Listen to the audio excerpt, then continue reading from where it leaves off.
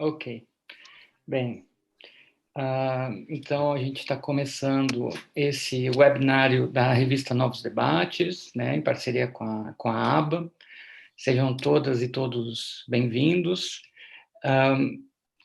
Falando rapidamente, então, dessa série de webinários que a gente está propondo, a gente pensou em discutir uma série de temáticas que nos parecem importantes nesse momento, né, da contemporaneidade, de modo geral, né, de questões que são caras ao debate público nesse momento, mas também de questões que estão inevitavelmente ligadas ao momento atual da pandemia e da quarentena, né? Então, essa é uma nova empreitada da revista Novos Debates, que foi criada em 2014, e com o objetivo de ser um espaço de divulgação de trabalhos, né, dos pesquisadores jovens e sêniores da antropologia brasileira, mas também um espaço de debates, como o nome diz, de discussões, e um espaço um pouco laboratorial, né? Então a gente mas também um espaço de debates, como o nome diz, de discussões, e um espaço um pouco laboratorial. Eu estou me ouvindo. Deixa eu desligar o microfone do Gustavo, talvez, por enquanto. Isso, obrigado. Então, essa é mais uma iniciativa buscando novos formatos, novas plataformas de discussão, né, que faz parte do projeto da revista. Hoje, então, né, a gente gostaria, em nome da revista, dos editores, da Mariane Pisani, do Estevão Fernandes, que também é editor da revista, a gente gostaria de agradecer a Carmen e o Gustavo pelo convite, né, para esse webinário sobre internacionalização da antropologia em tempos pós-pandêmicos. Também agradecer ao Roberto, que está nos dando todo o suporte, sem o qual nós não estaríamos aqui hoje. E vou rapidamente apresentar os nossos dois convidados de hoje. Então, temos a professora Carmen Rial, que é professora titular do Departamento de Antropologia da Universidade Federal de Santa Catarina e é a atual presidente do Conselho Mundial de Associações Antropológicas, né? Ela já foi presidente da ABA, além de ter participado da criação da Vibrant, que é uma revista bastante importante, né, para a projeção internacional do que se produz na antropologia brasileira, né? E nós também temos o professor Gustavo Lins Ribeiro, que é professor na Universidade Autônoma Metropolitana de Lerma, no México, que foi professor na Universidade de Brasília durante muito tempo, foi professor titular da universidade, e também foi presidente da ABA e foi fundador, né, do Conselho Mundial de Associações Antropológicas. Então, são duas pessoas bastante importantes para esse movimento de internacionalização da antropologia brasileira, né, de projeção internacional da disciplina. E então nós agradecemos aos dois, né? Eu vou passar a Mari, que vai um pouco explicar como é que vai funcionar e vai começar a fazer as questões. Então. Boa tarde a todos e todas. Mais uma vez, obrigado, professor Gustavo e professora Carmen, por aceitarem o nosso convite para esse primeiro webinário da revista Novos Debates. Para esse formato específico aqui, nesse momento, a gente pensou em dois blocos de perguntas. Um primeiro bloco de perguntas compartilhados, então eu faço a pergunta, o professor Gustavo responde primeiro, a professora Carmen responde depois, né? E um segundo bloco, eu acho que tem apenas uma pergunta para cada um, onde vocês poderão desenvolver a resposta individualmente. Então, no primeiro bloco de perguntas, já começando com a primeira pergunta, né? Como a gente estava brincando ainda há pouco, teste surpresa, teste oral, não tem colinha, ninguém passou as perguntas antes, eles vão responder o que vier ali na mente. A primeira pergunta que a gente faz é: qual é o lugar, então, ocupado por essa antropologia brasileira no cenário internacional, hoje em dia, em relação a 15 ou 20 anos atrás? A gente pode afirmar que essa antropologia brasileira de hoje ainda ocupa um lugar periférico no campo global das antropologias, ou não? E se ocupa ou não, qual é o papel dessa antropologia hoje? Bom, primeiro eu quero agradecer Vinícius e Mariane pelo convite. É sempre bom poder participar de eventos assim, especialmente da nossa querida ABA, e também mandar meu abraço para a Carmen, minha querida companheira de muitas lutas no Brasil e fora. A pergunta é bem complicada, né, Mariane? Eu acho que, do ponto de vista político, a antropologia brasileira deu um salto qualitativo enorme nos últimos 15 anos no cenário internacional.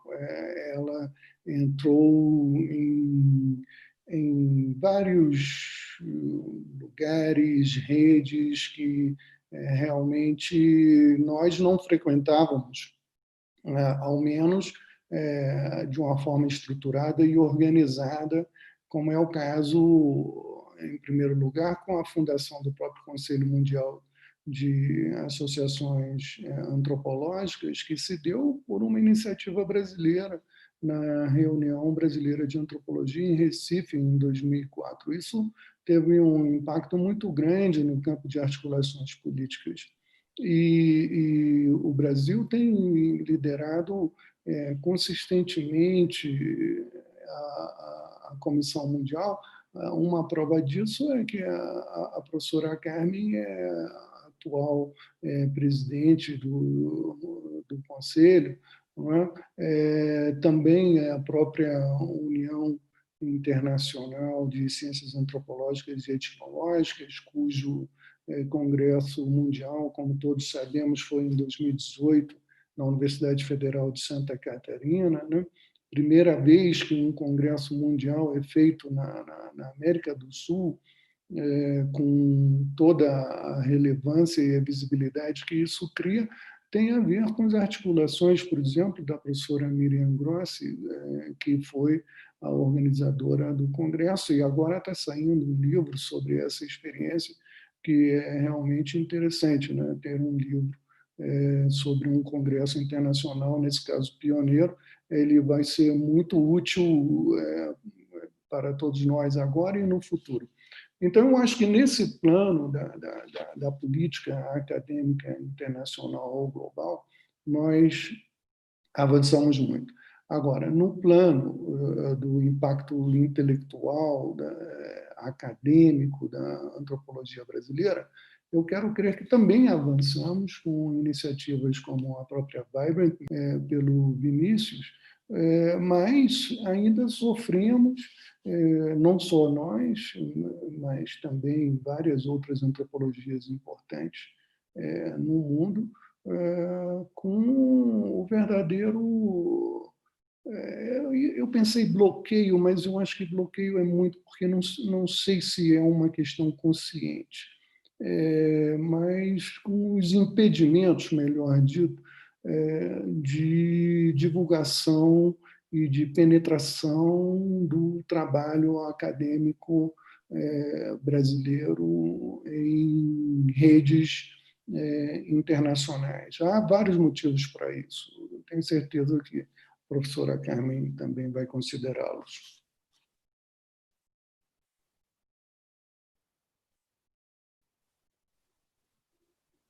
Mariane, Vinícius, muito obrigado pelo convite. Eu fico muito honrada de estar falando aqui num debate da revista Novos Debates, que o Vinícius foi parte do projeto inicial, iniciou na gestão que eu estava na ABA, assim como a Vibrant foi criada pelo Gustavo na gestão que ele era presidente. É uma alegria estar aqui com vocês e com o meu amigo Gustavo, discutindo esse tema tão candente. Eu gostei da divisão que o Gustavo fez entre uma participação, uma presença política e uma presença acadêmica. Eu gostei porque de fato, eu acho que a presença política, como o Gustavo bem explicou aqui, ela teve um crescimento nos últimos anos, ela seria, digamos, o nosso lado otimista em relação à internacionalização da antropologia brasileira nesses últimos 15 anos. No lado acadêmico, eu acho que a gente não pode não tem o mesmo, não teria a mesma alegria em comentar, digamos assim. Eu ando muito pessimista em relação à internacionalização da antropologia brasileira. Não porque não tenhamos uma antropologia sólida, consolidada, teoricamente inovadora, mas porque realmente há barreiras que estão se mostrando muito difíceis de serem transpostas. E o inglês, para mim, é uma questão chave. Não é? A Vibrant foi uma tentativa, é uma tentativa, mas será que está sendo suficiente? Eu tenho dúvidas. Eu acho que e não é só em relação à antropologia brasileira que a gente deve pensar. A gente deve pensar em relação às antropologias de várias outras regiões. Existe um levantamento que foi feito utilizando o Social Science Citation Index, que é uma base de dados bastante importante, que é uma base de dados que analisa revistas acadêmicas científicas de antropologia e acadêmicas geral, né, também de antropologia, não é? Então a gente pode pensar que, digamos assim, existem. Se a gente for pegar o número de revistas acadêmicas que existem hoje, existem 6.640, mas dessas só uma parte faz parte desse banco de dados, porque são revistas que têm pareceristas, não? São 1.162 revistas. E esse artigo, e o que a Mari falou em 15 anos me fez pensar nesse artigo, porque eles fazem uma comparação entre uma década, não 15 anos, mas uma década, e eles se perguntam, será que a globalização ela favoreceu uma troca internacional entre as diferentes revistas, entre os diferentes acadêmicos, ou será que ela acentuou as diferenças que existiam? E a conclusão que se chega é que sim, acentuou. E a gente continua em várias regiões tendo como referências apenas a Europa e a América do Norte. Quer dizer, em termos de citações, a Europa até que cresceu um pouco. Eu posso passar os dados para vocês, mas outras regiões, inclusive, concentraram as suas citações nos países do norte global. E a América Latina faz parte disso, né? E o Brasil parte da América Latina. Então, acho que se politicamente a gente pode dizer que sim, houve uma presença mais forte do Brasil internacionalmente, e há razões para isso. Nós somos a segunda associação mais importante atualmente, até em número de membros. Antigamente o Japão tinha mais, mas agora muitos se aposentaram, muitos saíram, então o Brasil está em segundo lugar.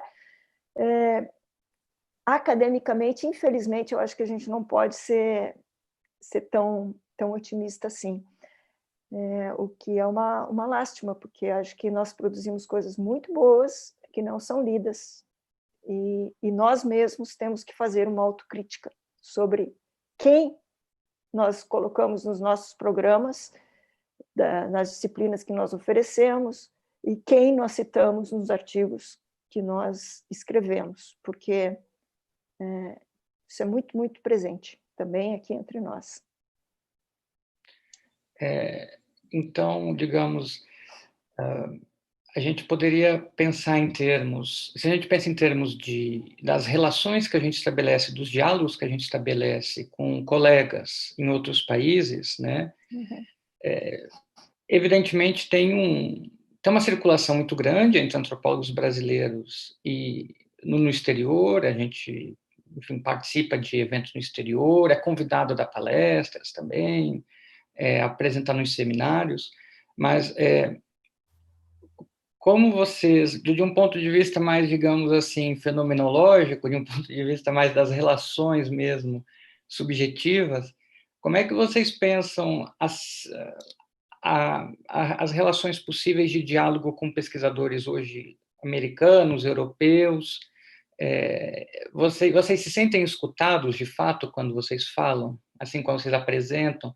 E vocês sentem que a gente é escutado na medida em que a gente fala o que se pretende que a gente fale, né? Ou seja, certo modo de apresentar o que é teoria, e certas coisas que a gente que espera que a gente diga, que seja dito por nós, né? Pode começar com o Gustavo. Eu começo ou a Márcia? Pode ser. A Márcia, desculpe. Carmen. Começo... Pode ser. Uhum. Olha, tudo...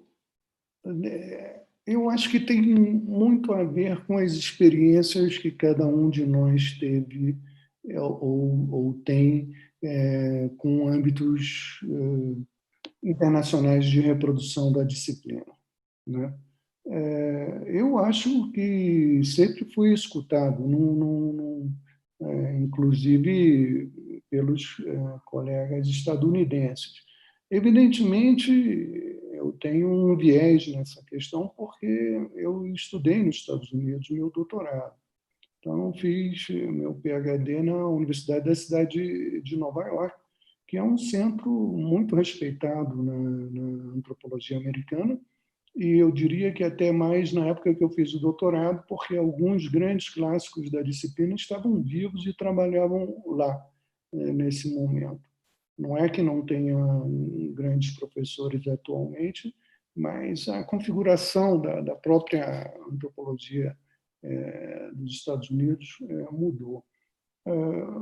Eu acho que o problema não é tanto de ser escutado, mas que portas são abertas, não apenas para aqueles de nós que já têm algumas portas abertas no exterior, nesse caso, nos Estados Unidos, que foi o que mais te preocupou, Vinícius, porque digamos, carreiras individuais com grande impacto internacional no Brasil existem, não é? Mas nós estamos falando da antropologia brasileira.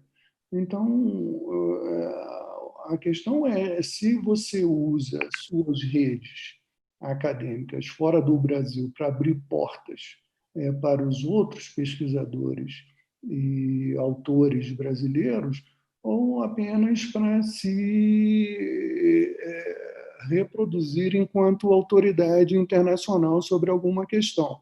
Essa que eu acho que é uma questão importante. Eu vejo, na mesma linha que a Carmen, que muitos colegas não estão preocupados em abrir porta para outros, né?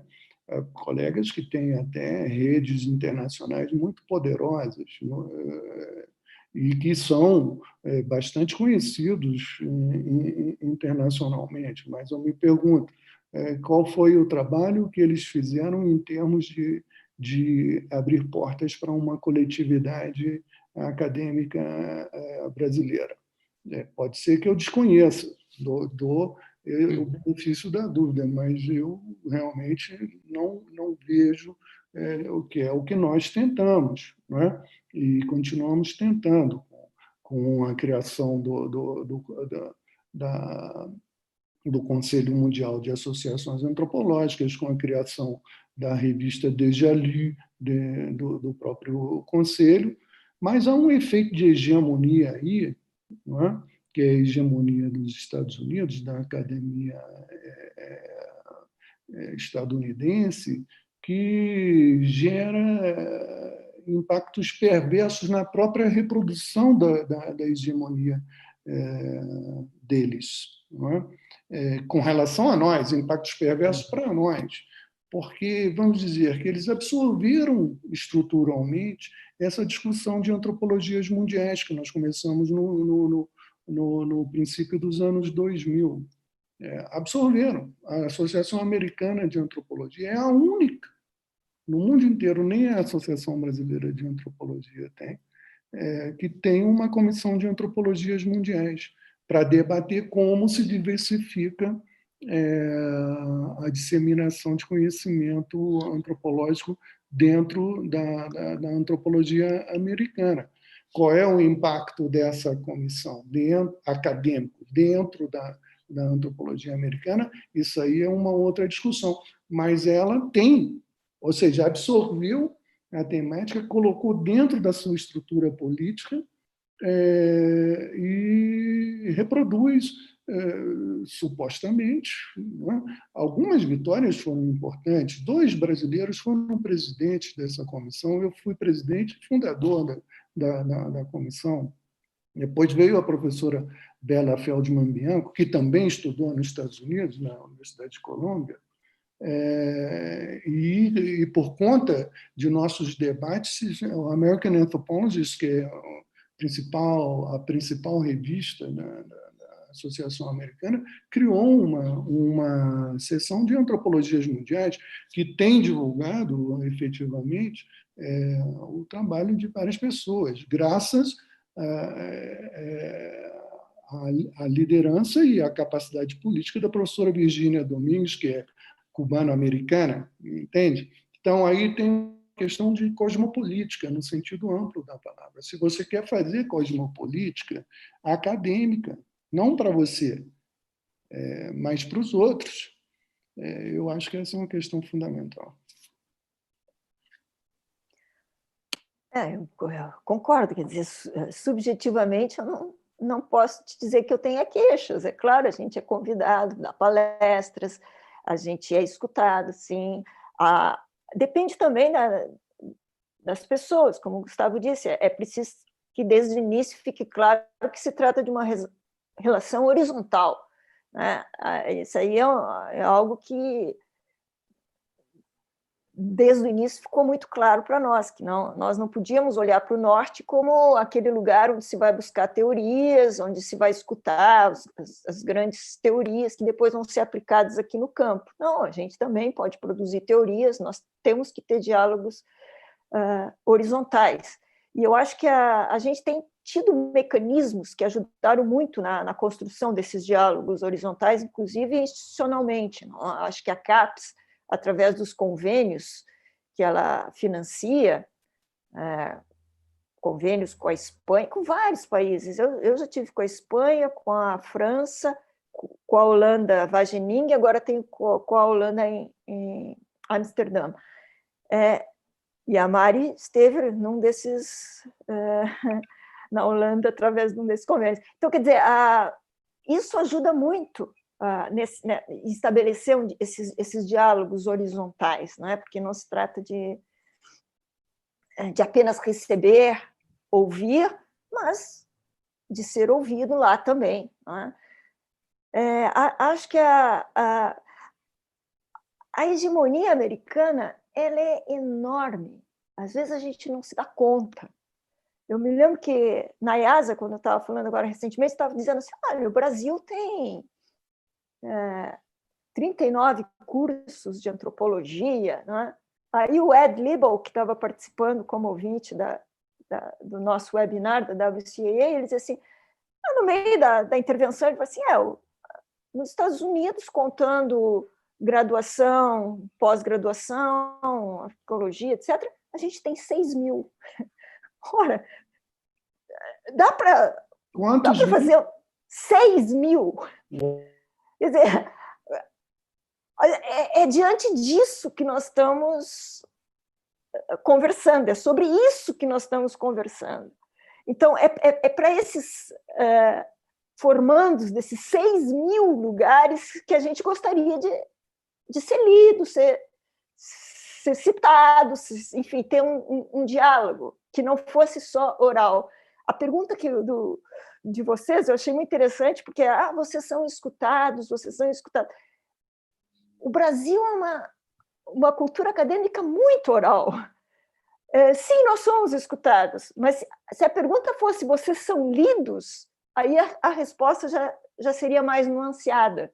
Então, é isso que eu estou enfatizando, quer dizer, nos congressos, sim, nós somos escutados, mas a gente publica em inglês? pouco. O inglês é um grande obstáculo, e, claro, os colegas que tiveram formação em países anglo-saxões, eles têm essa vantagem de navegar mais facilmente por essa língua e mais facilmente escrever nessa língua. Mas nós tínhamos que criar mecanismos mais fortes de tradução para podermos escrever em inglês, porque inglês é fundamental. Isso é suficiente? Acho que não.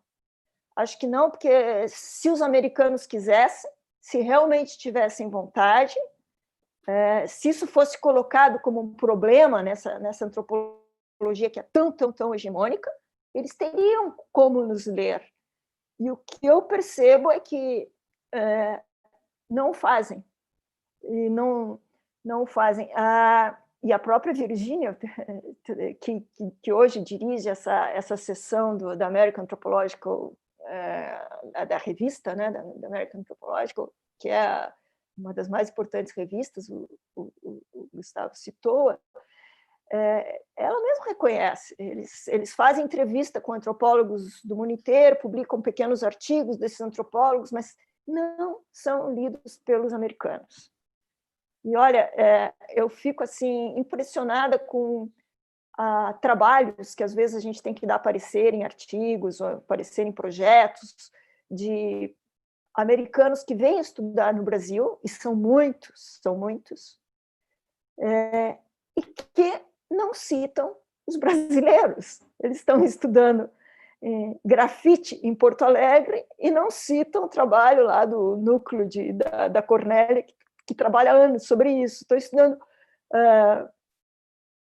camadas populares no Rio Grande do Sul e não cita a Cláudia Fonseca. Quer dizer, isso eu acho assim, algo que mostra uma certa pequenez intelectual, sim, porque se tu vai trabalhar num local, e nesse sentido, acho que a antropologia brasileira é muito mais cosmopolita, sem dúvida, mais até do que a europeia, porque nós navegamos por essas diferentes literaturas e conseguimos trabalhar menos pela literatura latino-americana, que eu acho uma pena. Acho que agora, com o fortalecimento da Associação Latino-Americana de Antropologia, que, ao meu ver, ela tem um ponto de ruptura em Manchester, durante o Congresso de Manchester, com uma reunião que, de certo modo, dá uma nova vitalidade para essa associação, que foi criada aqui em Florianópolis, durante uma RBA. A ALA, hoje, está tendo um diálogo muito grande entre as associações e está tendo publicações também, e eu acho que nesse sentido a gente está começando uma aproximação maior com essa literatura.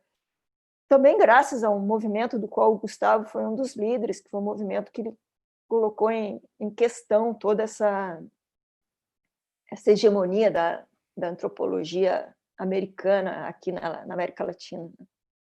Eu queria comentar uma coisa aí que você falou, que nós somos mais cosmopolitas, né? Eu não tenho dúvida, né, eu sempre tenho falado, desde do livro Antropologias Mundiais, que nós praticamos cosmopolitismo provinciano, e o pessoal do norte é provincianismo metropolitano, porque aí há uma questão que é a arrogância do imperialismo. Não há que dizer outra coisa, não é? Porque eles podem se dar ao luxo de desconhecer todo mundo, menos a eles mesmos. A mim, olha, eu fiz mestrado na Universidade de Brasília. Na época, meu querido professor Roberto Cardoso de Oliveira estava estudando nas fontes, ele ia a Paris para isso, o Année Sociologique, né? Roberto foi um introdutor do estruturalismo, do MOS, do Année Sociologique em geral. E eu fiz 3 cursos com o Roberto, 2 sobre l'Année Sociologique. possivelmente foi um dos primeiros a ler a obra do Lévi-Bril quase toda, que o Roberto tinha trazido de Paris. Naquela época, você tinha que ir no país e comprar um livro, porque não tinha esse negócio de você comprar pela internet e chegava na tua casa. Não tinha isso. Então, o Roberto tinha trazido uma quantidade enorme de livros e tal, e deu um curso, éramos 4 estudantes. Um privilégio. Bom, eu vou fazer doutorado em Nova York, já disse, né? Excelente curso de doutorado na CUNY, e ninguém sabia nada sobre antropologia francesa, entendeu? Nada. Eles tinham uma leitura de segunda mão muito fraca do Lévi-Strauss, e do Mons não tinham lido nada. Quem dera falar do Maurice Alvax, Robert Hertz e outros. E Gustavo, eu fiz um pós-graduação recentemente na CUNY, não mudou nada. Uhum. Agora, o mais interessante eu também fui visitante em Berkeley, é Berkeley, porque lá eles até leram os franceses, né? Eles criaram o que eles chamam de French Theory. Então foi Michel Foucault, entrou toda a literatura feminista, Monique Wittig, todo esse pessoal entrou lá e virou French Theory. E agora, na França, quando eles querem se referir a esses autores assim citados pela Butler, eles falam em French Theory, porque é tão diferente do original que eles mantêm o rótulo. É incrível. Para mim, um indício disso que você está falando, porque eu comecei a estudar antropologia nos anos 70, né? E sim, não tinha, evidentemente que o estruturalismo francês tinha um impacto enorme. Então, não tinha como não ler. Apesar de que eu nunca fui estruturalista, mas eu li estruturalismo. Isso faz parte da boa formação, de você não ler somente aquilo que você pratica, né?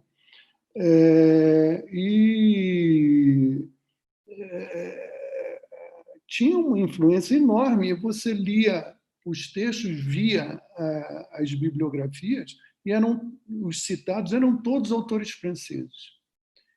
Já a partir dos anos 90, eu acho que aí tem uma virada, né? Não sei muito bem em que momento, você pega os artigos dos colegas franceses, o Benoît de L'Estoile, inclusive, escreveu sobre isso, e eles citam os mesmos autores americanos que são citados no mundo inteiro. Quer dizer assim, aquele sotaque diferente da antropologia francesa ainda existe, é claro, como existe o nosso, como existe o argentino, como existe o mexicano, como existe o indiano. Mas ele foi, em grande medida, domesticado por essa coisa que eu chamo de hegemonia estadunidense. E aí nós temos que pensar em termos de hegemonia, que é uma discussão política que eu acho que se perdeu no plano da discussão internacional hoje na antropologia. Temos que rever a questão da hegemonia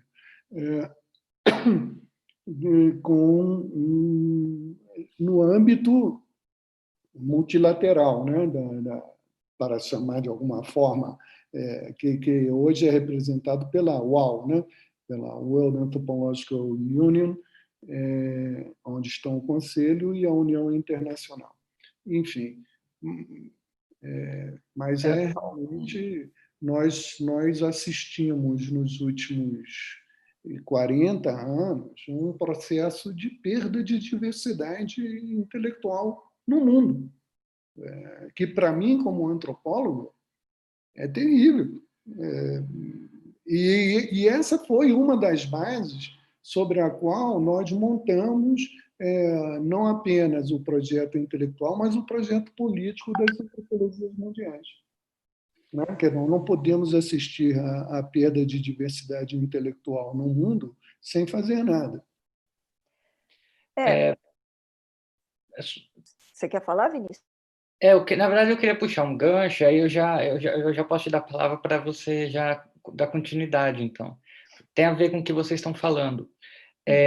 Você mesma, Carmen, né, mencionou o fato de que a gente não é lido, né? A gente é escutado, a gente é convidado, mas a gente não é lido. A leitura, ela representa um investimento, né? É tempo.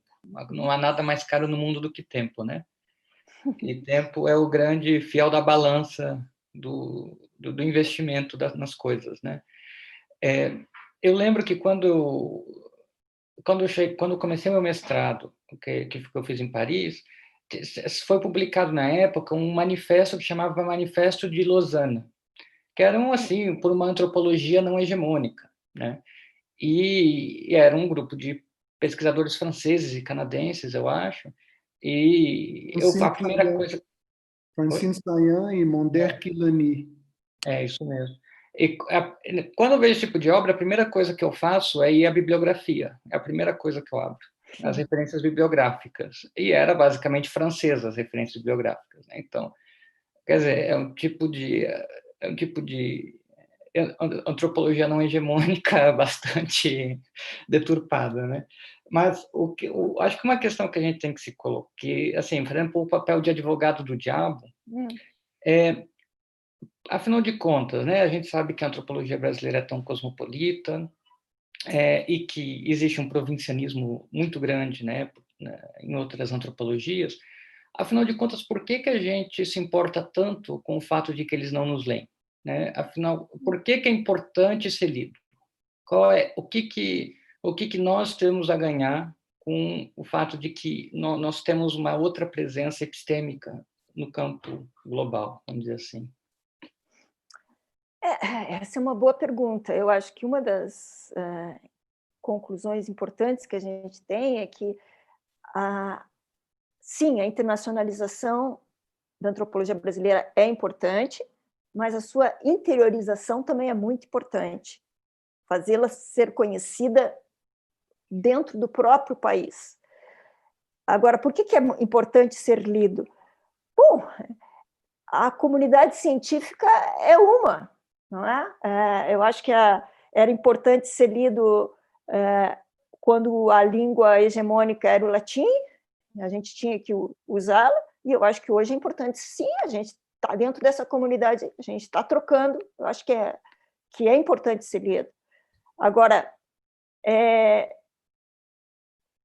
um esforço, e não é só nós que temos esse problema da língua, digamos assim. Eu estava lendo esses dias um artigo, uma entrevista do Tambiak, que tu conheces bem, né? Nascido no Sri Lanka, e ele dizia que, bom, ele estudou, aprendeu a escrever já em inglês, etc, etc. Aí a entrevistadora, nossa querida Marisa Peirano, ela pergunta para ele, mas você não escreve, não gostaria de escrever em singalês? E ele responde que para ele aquilo é uma língua coloquial e diz assim, profissionalmente seria um retrocesso para mim tentar ensinar antropologia na língua nativa, consumiria todas as minhas energias. E mesmo se eu quisesse fazer essa mudança, eu estaria fora do sistema internacional de conhecimento. Fora do sistema internacional de conhecimento. Eu tinha de ir para outros lugares, permanecer profissionalmente aberto fechado para desenvolvimentos internacionais. Quer dizer, veja bem, não é só nós, muitos outros nativos de línguas outras passam pelo mesmo obstáculo. Porque hoje, mais de 80% dos artigos publicados são publicados em inglês. E as diferentes regiões têm diferentes dependências. A África depende da Europa, né? Se a gente for ver em termos de citações, e retomando a pergunta que a Mari fez no início, o que mudou nos últimos anos, se a gente pegar 10 anos, na África, houve um decréscimo de 10% das citações locais nos últimos 10 anos. Há 10 anos atrás, eram 22%, hoje é 11% de citações locais. A América Latina a Ásia e a Oceania são dependentes da América do Norte, né? Especialmente os Estados Unidos.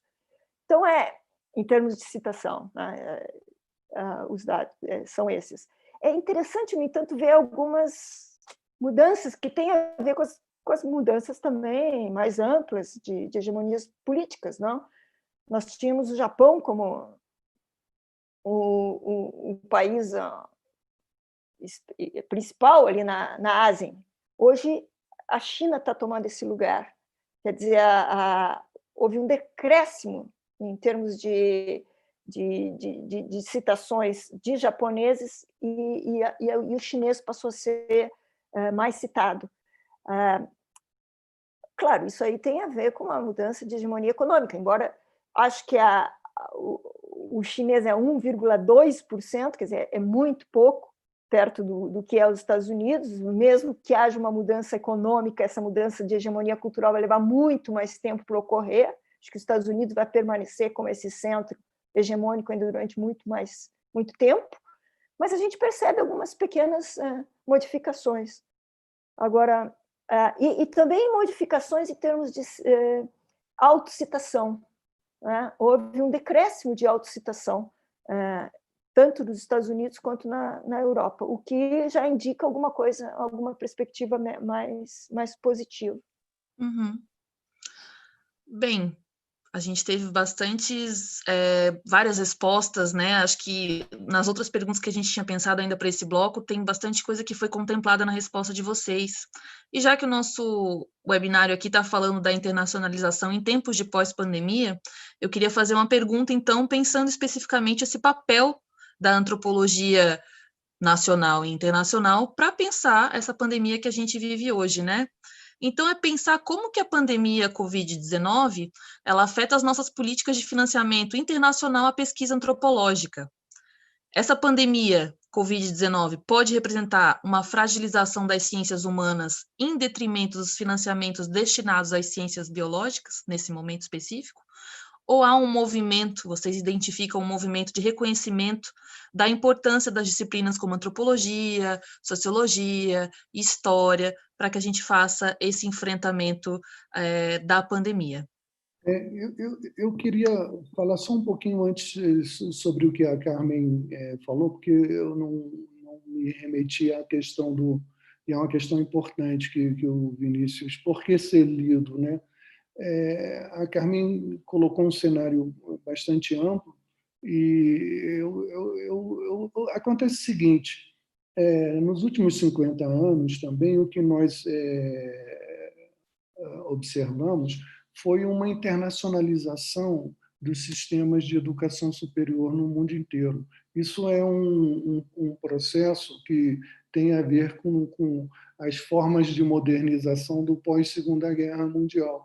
E esse sistema foi basicamente submetido à forma ocidental de educação superior. E ele se globalizou. Ele com muitas indigenizações e particularidades, existe no mundo inteiro, mas basicamente é um sistema ocidental. E nesse caso, quer dizer o quê? Em grande medida, é um sistema americano. Até a própria Europa, que tinha uma diversidade enorme de sistemas educacionais, com o advento da União Europeia, foi se homogeneizando também, até para fins práticos dos fluxos entre estudantes e acadêmicos e cientistas. Então, os processos de globalização eles têm uma tendência muito forte na direção da homogeneização, mas também, evidentemente, pelos processos de indigeneização, eles também produzem novas heterogeneidades e há resistência a essa homogeneização também, resistência política e cultural a esses processos. Eu acho que isso é o que está ocorrendo, veja bem, com relação aos ranqueamentos globais de universidade, todos nós somos contra, mas quando nossas universidades aparecem muito bem classificadas, botamos no Facebook ou no Twitter que a minha universidade está no lugar X, no ranking tal. Não é? Então, tudo isso leva à geração de essa coisa que a Carmen muito bem disse, que é uma ciência globalizada, internacionalizada, que está todo mundo olhando para todo mundo. Agora, o problema é que aqui tem uma hegemonia de um centro. Evidentemente, eu fico repetindo isso, mas há um problema de hegemonia que é um problema central. Então, isso faz com que nossas tarefas políticas e acadêmicas se deem em diferentes frentes. Sim, temos que proteger nossa antropologia dentro do país, dentro da América Latina, nas Américas, na relação com a África, etc., etc. Creio também que tem a ver com os interesses de cada um de nós. Não à toa, a Carmen estuda globalização, eu estudo globalização. É claro que nós temos interesse sobre esses temas e acabamos nos metendo também politicamente nas suas reverberações, né? Práticas e teóricas. Porque tem gente que simplesmente não importa nada para eles se eles são lidos no Canadá ou nos Estados Unidos.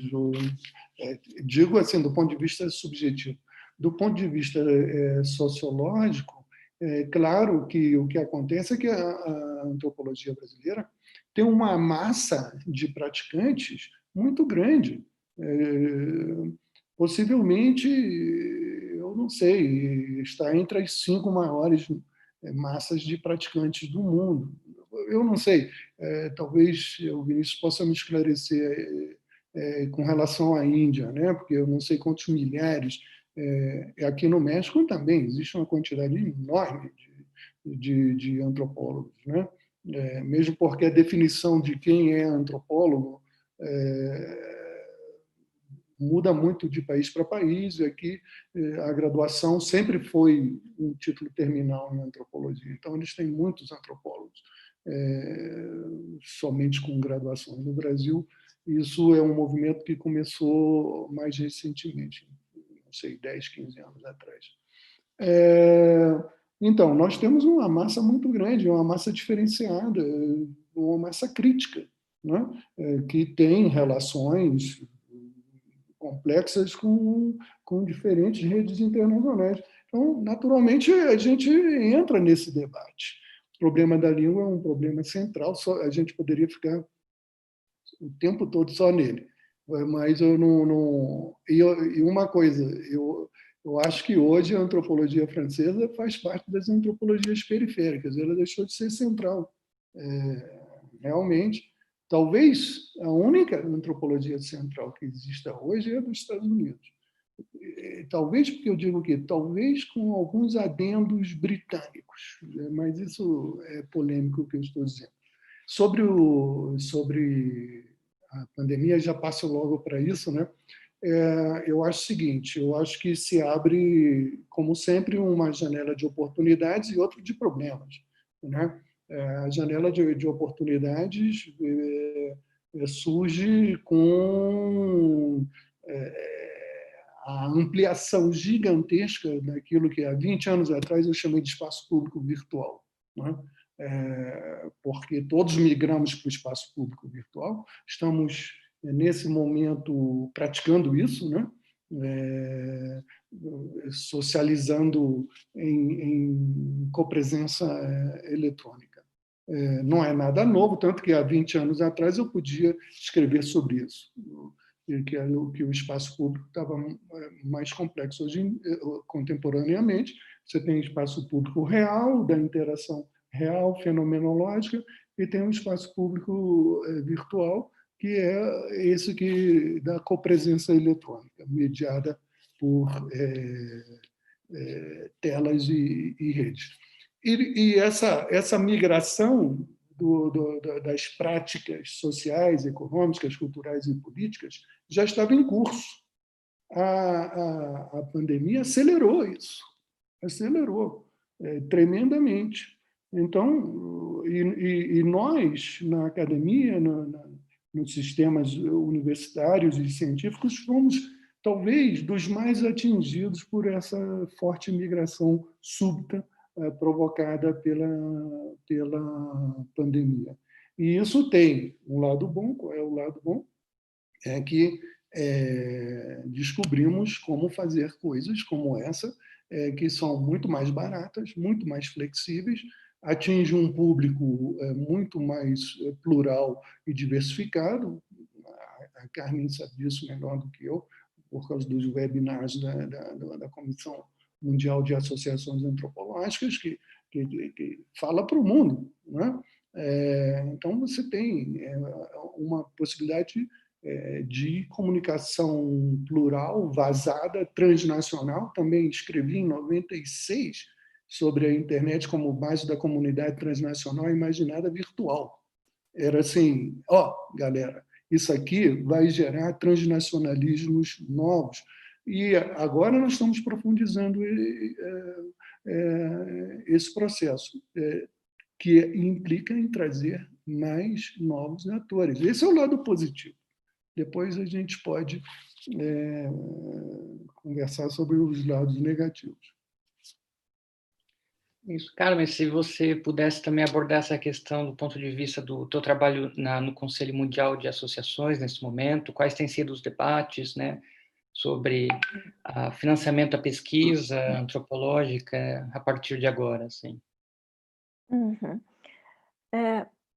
Bom, Covid-19, eu acho que tem uma realidade nacional, que é uma realidade mundial que, thanks God, é outra.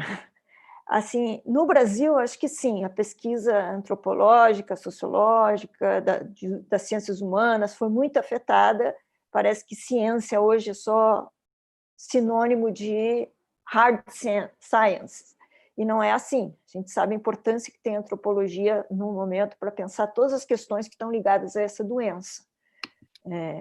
Questões de imigração, de desigualdade social, da própria ideia de saúde, do autoritarismo ou não. Bom, a gente pode discutir muita coisa sobre isso e a importância da antropologia nesse instante. Internacionalmente, essa importância está sendo reconhecida. Só vou dar 2 exemplos. Teve um edital aberto pela Comissão Europeia, aberto. Nós, inclusive, respondemos, como o meu núcleo respondeu o edital, não passou pelas etapas, mas acabou não recebendo a verba. Teve um edital pela Wenner Gren, também voltada. A Wenner Gren é a maior fundação de financiamento para a antropologia no mundo, voltada para a Covid, para a antropologia da Covid-19, e uma colega nossa aqui no Departamento de Antropologia, Flávia, foi uma das contempladas nesse edital. Quer dizer, internacionalmente, eu acho que financiamentos continuaram existindo e até surgiram novos. Em termos mais da pergunta do Vinícius, eu acho que talvez essa Covid-19 tenha aberto a possibilidade, no Brasil, de tu ampliar as trocas em termos de antropologia. Vocês realizando na Novos Debates esse webinar aqui é um exemplo disso. Quer dizer, a oralidade que marca muito a nossa antropologia, ela ganhou um espaço muito maior, né? Eu não sei quantas pessoas acessam o site do Novos Debates, mas tendo a pensar que vai ter mais gente acessando o canal do YouTube do Novos Debates até do que o site da revista. E eu falo disso até pela experiência na WCAA, porque quando a gente criou o webinar, isso lá no início, quando ainda não existia uma pandemia de webinars, que agora parece que existe, a gente se deu conta disso, que realmente nós conseguíamos atingir um número muito grande de pessoas. Para vocês terem uma ideia, um vídeo do webinar ele é visto por mais de 7 mil pessoas quando a gente coloca no ar, né, editado. Se transmite online pelo Facebook, se transmite pelo Zoom. No Zoom só cabe em 300, então atualmente as pessoas têm até medo de entrar, porque teve um aí que não conseguiu, mas assistem muito pelo Facebook, mas muito mais ainda depois, não é? Assincronicamente. Estou aprendendo essa palavra porque está muito na moda aqui na UFSC, não sei se em outras universidades também. Então, acho que realmente a Covid proporcionou essa oralidade, e o que eu digo assim, na WCA, o que a gente se deu conta é de que agora nós conseguimos atingir pessoas em lugares que não inesperados, né? Um grande número de pessoas das Filipinas participam dos webinars.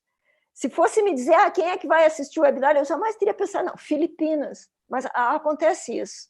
A gente tem procurado revezar, não repetir a mesma nacionalidade dentro dos webinars, embora México, Brasil, por exemplo, que são antropologias tão fortes, acho até seria injusto se a gente não repetisse, porque, na verdade, se a gente for ver, Portugal tem o quê? Tem um tamanho menor de Santa Catarina, tem uma população um pouquinho maior, sei lá, 8 mil para 6 mil milhões de pessoas. Quer dizer,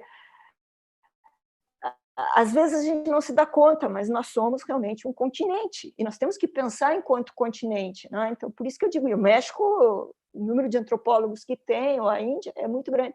Então, a gente tem procurado revisar, mas dando um certo espaço maior para essas antropologias que são tão maiores, né? Eu acho que eu não sei se nós já estamos terminando, Vinícius. Daqui a pouco. Ou ainda temos mais tempo? Já. A gente tem 2 perguntas do YouTube. Eu acho que a gente pode fazer as 2 perguntas e encerrar também, né? Tá. Não sei. Então, acho que é um desejo consensual de todos, não? Não sei. Só para falar dos efeitos negativos, que eu só falei dos positivos da questão do Covid. Eu quero... E esses efeitos negativos são importantes que sejam ditos. Que acontece o seguinte: sim, pluraliza, aumenta o público, permite a inserção de novos atores, etc., etc. Coisas que a gente já sabia que a internet fazia. Mas diminui a capacidade de articulação política de copresença real, porque essa passa por processos complexos de intersubjetividade, onde empatia e identificação com outras pessoas tem um papel central. E isso me preocupa, porque se no futuro o mundo acadêmico for reduzido totalmente ao espaço virtual, como é que nós vamos fazer nossas articulações políticas e estabelecer redes nacionais e internacionais sem estar capacitados a entender as pessoas na complexidade da interação real, no espaço público real? Isso, para mim, é um problema sério, porque já há outras tendências vinculadas ao que eu chamo a hegemonia do capitalismo eletrônico e informático, que caminham na mesma direção, na própria destruição das ciências sociais como um todo, não apenas da antropologia, especialmente por aquilo que Pierre Bourdieu e Chambord-Redon chamaram de sociologia espontânea. A sociologia espontânea na rede, nas redes sociais, é o que impera. E aí nós estamos sendo discretamente escanteados, né? Para usar uma palavra do futebol, que minha querida Carmen entende 1 milhão de vezes mais do que eu sobre futebol. estamos sendo discretamente escanteados. Não é? Porque ciências sociais para quê? Se todo mundo, se a rede é transparente, não é? As pessoas sempre tiveram dificuldade de entender para que servem as ciências sociais, e esse continua sendo uma tarefa importante das lideranças acadêmicas e políticas das ciências sociais. Responder para que servem as ciências sociais. Certo, então assim, a gente tem 3 perguntas, mas eu vou escolher apenas uma, então eu peço desculpa para os colegas que estão comentando no chat, né, por conta do nosso horário também, os nossos professores têm outros compromissos que eles precisam comparecer, não só aqui, então a gente já deixa o agradecimento mais uma vez pela presença do professor Gustavo, pela presença da professora Carmen, e a gente vai escolher uma pergunta aleatoriamente, tá? Leonardo Azevedo perguntou: como conciliar a internacionalização com o processo atual no Brasil de democratização de acesso ao ensino superior após graduação, em que os novos alunos e alunas ingressantes não necessariamente dominam uma ou mais línguas estrangeiras? Para finalizar o nosso webinário, fica aqui a pergunta. Boa pergunta. Carmen. Você quer começar, Gustavo? Bom, tudo bem. É uma pergunta muito difícil. Realmente, eu já me detive várias vezes sobre essa questão da língua em processos transnacionais. Infelizmente, às vezes sou criticado por isso. Eu tenho visto que é muito difícil de correr fora do inglês.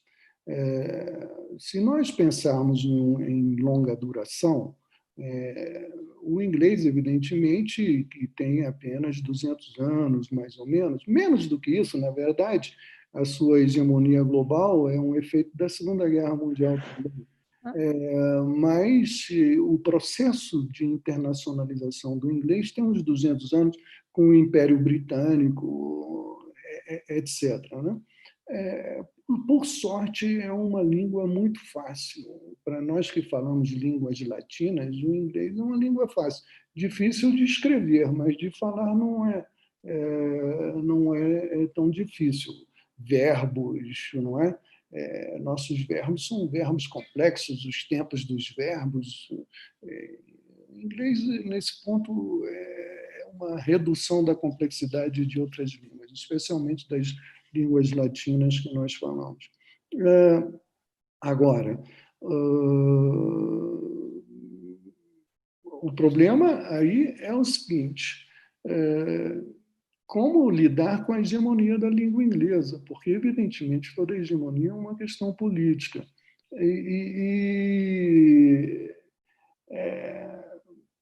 Eu quero crer que é o seguinte: só tem 2 possibilidades. Você aprender a língua hegemônica, né? E isso vai te criar um problema de dupla consciência, porque a língua também nos constitui por dentro, internamente, né? Quando nós falamos outras línguas e começamos a pensar nelas, sabemos disso. Ou, que é uma possibilidade cada vez mais provável, não é? Que é uma solução tecnológica, né? Que em algum momento, e é possível que não esteja tão distante, nos próximos 20 anos, talvez, porque isso está avançando muito rapidamente, nós tenhamos aparelhos que façam traduções simultâneas imediatamente. Não é? Então, isso vai criar, vai solucionar o problema para as pessoas que não dominam outras línguas, pelo menos na fala. Não é? Para a leitura é outro assunto, acho que também pode ser resolvido no futuro de forma tecnológica. Então, nós vamos continuar com a Babel, porque nós temos uma Babel, né? Que é essa pluralidade de línguas, ainda que as línguas estejam desaparecendo em todo o mundo, numa velocidade assustadora, especialmente as línguas indígenas. Nós todos falamos línguas imperialistas, porque o português é uma língua imperialista. Não é? Não vamos pensar que não. O tupi-guarani não é uma língua imperialista, mas o português é, o espanhol é, o francês é, o inglês é, o alemão é. Não é? Essas línguas europeias são complicadas. Não podemos tirar a história do colonialismo de nenhum assunto em que tocamos. Então, eu acho que sim, nesse momento, mais imediatamente, é um problema, se você não fala uma outra língua, entrar em diálogos internacionais. Isso não quer dizer que você não possa adquirir. Se você tem esse interesse, faça esse investimento. Né? Aprenda outra língua. É sempre bom falar outra língua, te abre outros horizontes. Bem, como que o inglês, que atrapalha tanto nessa internacionalização, atrapalharia ainda mais esse processo de democratização da universidade brasileira? Olha, eu estou plenamente de acordo contigo.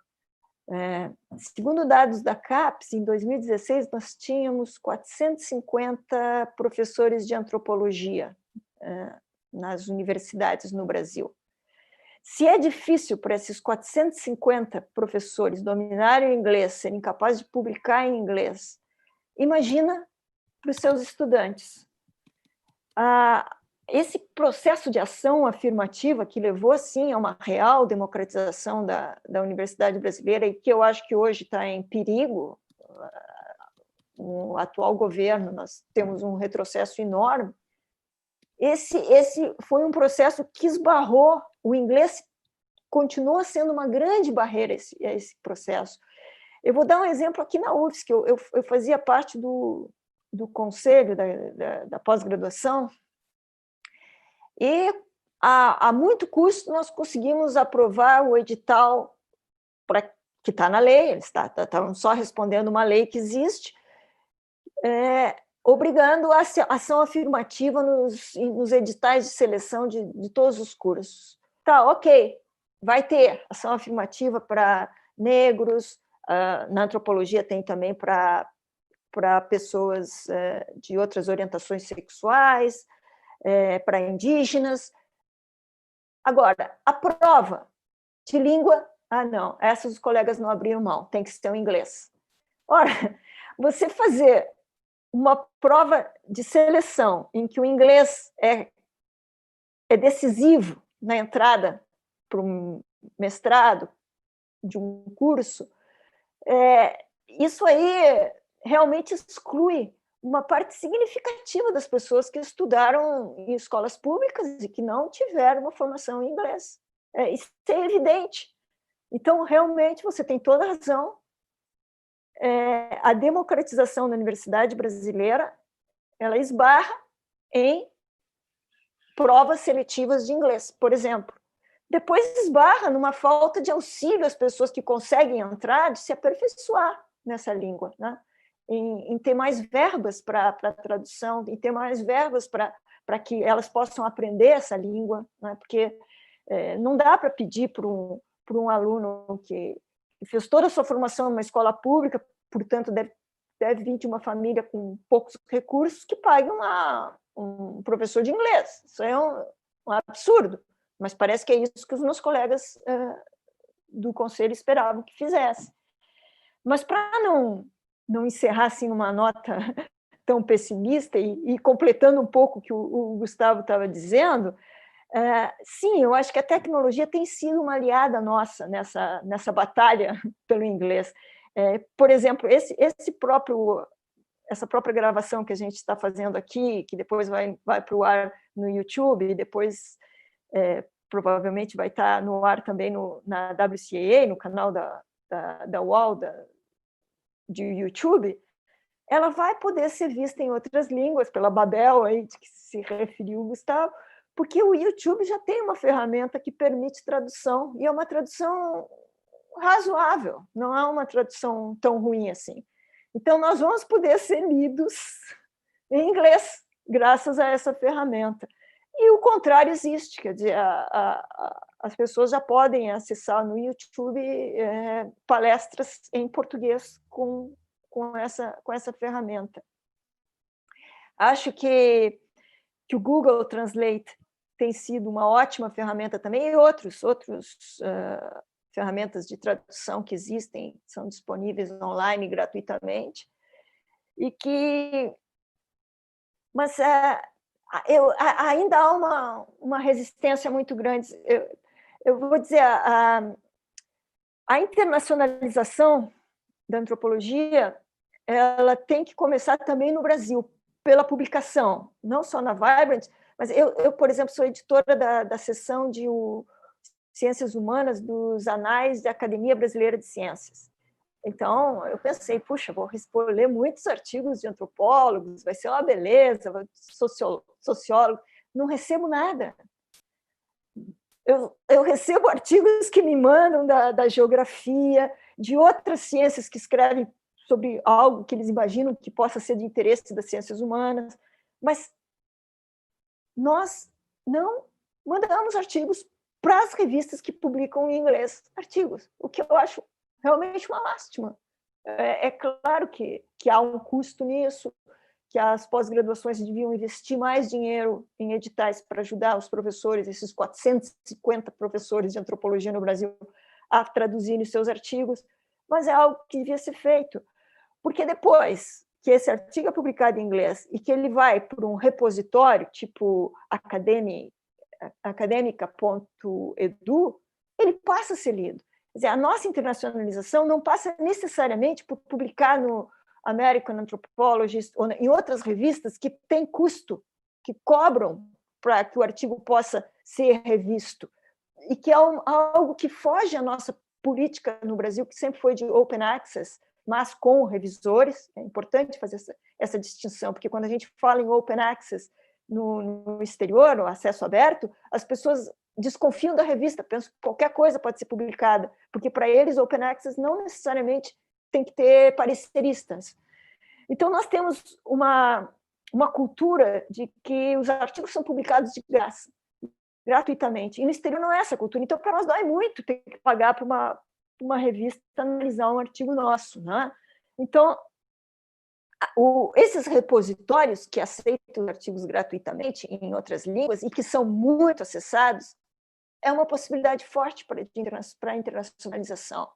E eu gostaria de falar também nesse outro repositório da Associação Norte-Americana de Antropologia, que foi criada e que deu uma polêmica louca na hora da sua criação, foi lançado aqui em Florianópolis, né, que é o repositório que está lá, está online, né, de pesquisas antropológicas, que eu acho que vai ser alguma coisa interessante. A polêmica se deu por dois motivos. Primeiro, porque ele é ligado a uma editora privada, que é o Wiley, com a qual a American Anthropological Association trabalha há muitos anos, e também porque os latino-americanos diziam que aquilo podia ser uma fonte de extrativismo intelectual.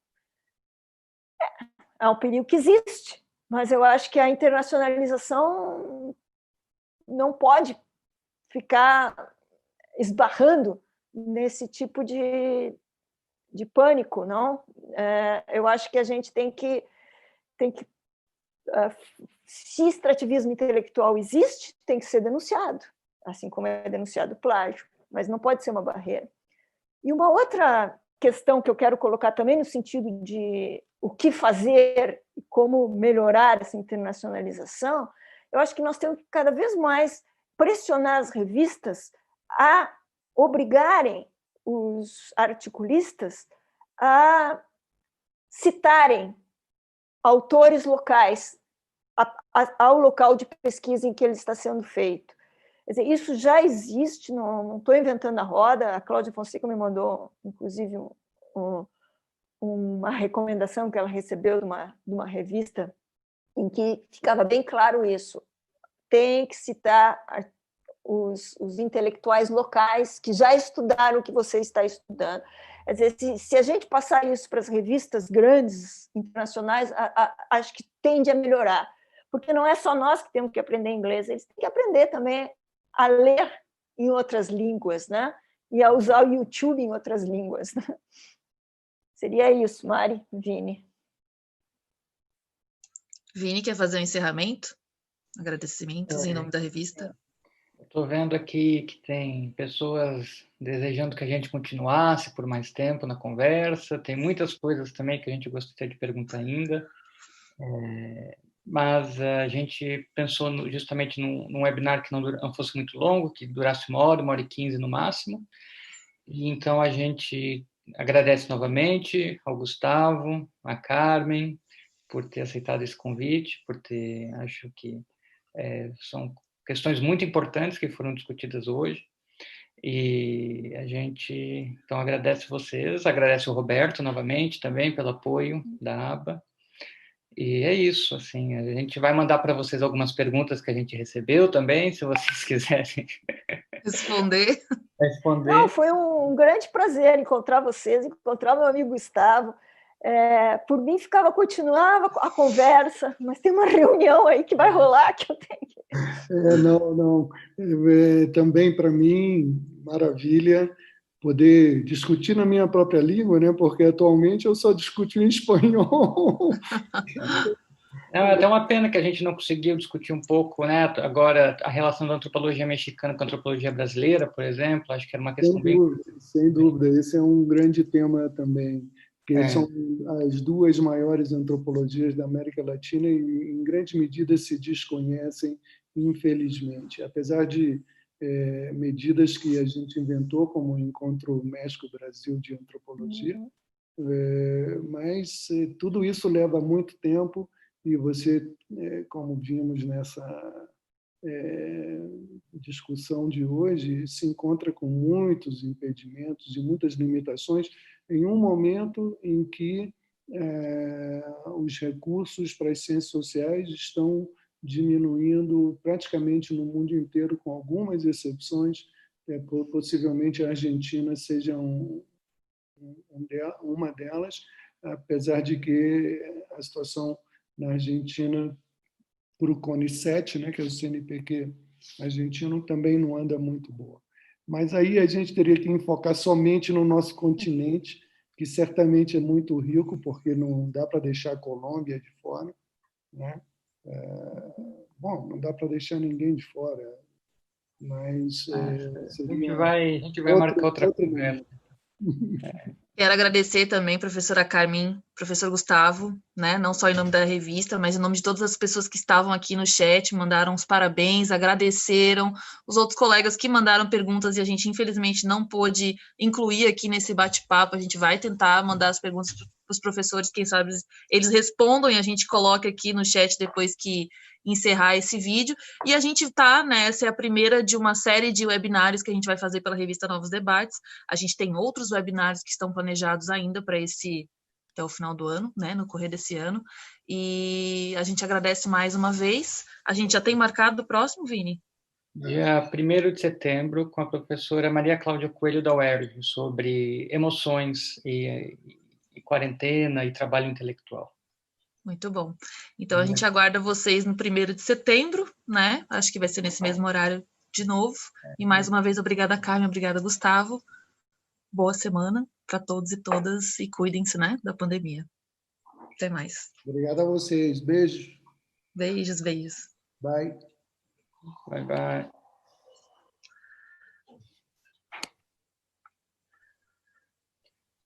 Feito.